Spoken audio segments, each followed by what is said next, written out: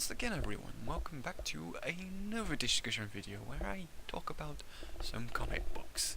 This time around I'm going to be talking about the first two issues of Batman and Robin, called Born to Kill and Pearl, which basically introduces you to the dynamic duo as they are seen in the New 52 form, where you have obviously Bruce Wayne as Batman and his son Damian Wayne as Robin.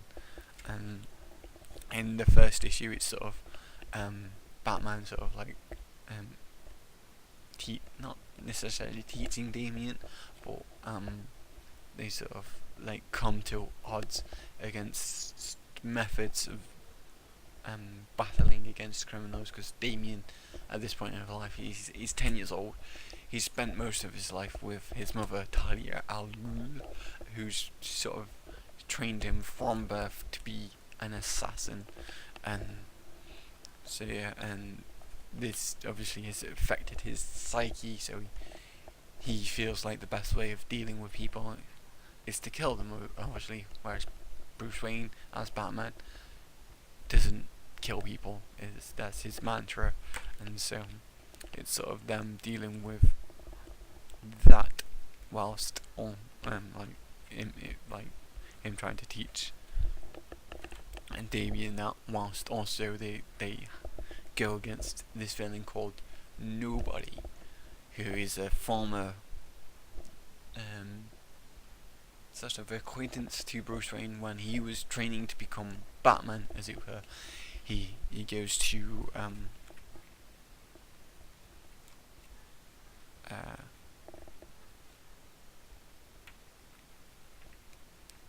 and find a name. His famous Interpol sort of detective guy, who's world renowned for being able to track down any criminal anywhere in the world and get the target and give them their name to Interpol, basically. And it's basically his son who is Nobody. So yeah, it's really quite interesting to seeing them sort of battle against this villain, but it also gives you a good introduction to who Damian Wayne is, and who, yeah, it's sort of like, and the relationship between Damian and Bruce, and how sort of kind of fragile it is at this point of time, where they're still not quite sure of each other. It's quite a new sort of relationship as Batman and Robin, and so they're just figuring out each other, sort of thing. So that's Born to Kill. And then in Pearl, it's Damian is determined to prove that he is the best Robin, and so he sort of fights against the other former Robins of Nightwing, Red Robin and Red Hood, to prove himself that he's the better Robin, sort of thing. Whilst also there's sort of plot going through it for the Satin Club, I believe it is, and some of the Court of Owls stuff as well, which I've previously mentioned in another video. It sort of handles the Damian stuff for that, but yeah, the Satin Club who sort of feast on the flesh of humans and somehow mind control other humans to become sort of like zombies, basically, and they sort of make it appear that they have emerged from the grave, sort of thing, so they have to deal with that. And sort of the reason why it's called Pearl is because Damian Wayne finds one of Batman's mother's pearls, and he gives it to him towards the end of the volume, which is quite interesting to say. Yeah, I do care, Dad. I am listening. I'm trying to better myself. I'm not going to try and kill someone else, because obviously in Born to Kill he actually kills Nobody, which I forgot to mention. So yeah, to stop the Nobody villain from killing again, sort of thing, he kills him instead of let him fall to being captured, kind of deal. So yeah, he takes that decision on himself, and obviously Bruce Wayne isn't quite happy about that. So in the first starting bit of this issue, it's dealing with the consequences of his actions, kind of deal.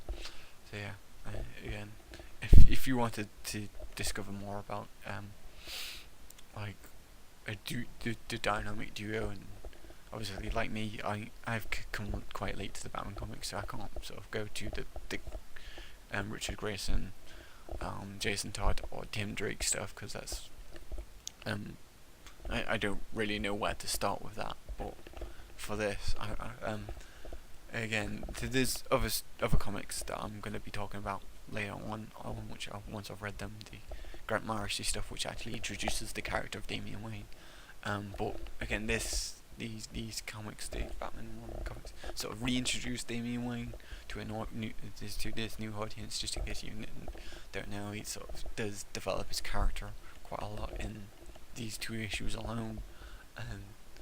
So yeah, I definitely would say give them a read if you want to find out about the dynamic of Batman and Robin, rather than just Batman on his own, because it is a slightly different dynamic to Batman on his own, where he's a sort of dark figure going against villains. He has to sort of he has to have confidence in his partner, in Robin, to do the right thing, but he's also his son, so he doesn't want to lead him into too dangerous situations, because of the consequences that may lead of his son being killed in action. Obviously, in a previous term, Jason Todd was killed by the Joker, in Death of iFamily, which I've not read. I don't know if I ever plan to read that. I've heard it's a really good thing, but it's like, do I want to read something that's I've not read the other issues of the Jason Todd stuff, so will it impact me as much? But you know, there is that. So yeah, definitely give it a read if you like Batman and want a slightly different side to him, perhaps. And I'll see you guys next time, where I discuss more comics. Peace out, Girl Scouts.